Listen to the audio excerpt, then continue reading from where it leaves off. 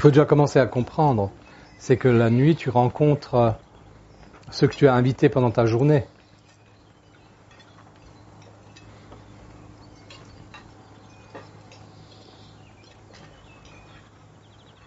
Imagine que tu passes ta journée à ne penser qu'à toi.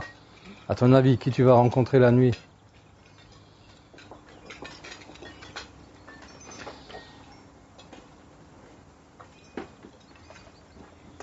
Au cours de ta journée, tu as menti. Qui tu crois que tu vas rencontrer la nuit? Dans ta journée, tu as dit du mal de quelqu'un. Qui tu vas rencontrer la nuit? Ou bien, dans ta journée, tu as dit du bien. Tu as fait du bien. Tu as été au service. Tu as pensé à l'autre, à côté de toi ou aux autres. Ce sont d'autres rencontres nocturnes. Ça, c'est un aspect. Un aspect le plus important.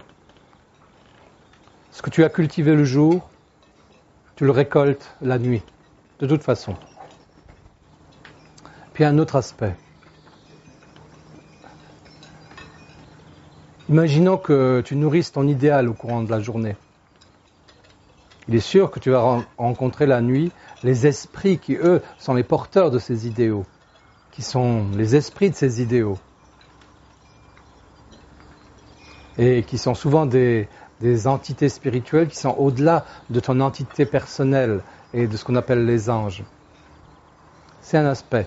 Mais ça ne sert pas à grand-chose de le savoir. Puisque toi, quand tu t'endors, qu'est-ce qui se passe? La plupart des gens, ils n'en ont rien à faire de qui ils rencontrent la nuit. Puisque de toute façon, ils tombent dans l'inconscience. Donc que tu rencontres, toi, dans ton inconscience, un ange, un archange, un démon ou n'importe quel autre esprit la nuit, pour celui qui pose la question, ça n'a pas de sens.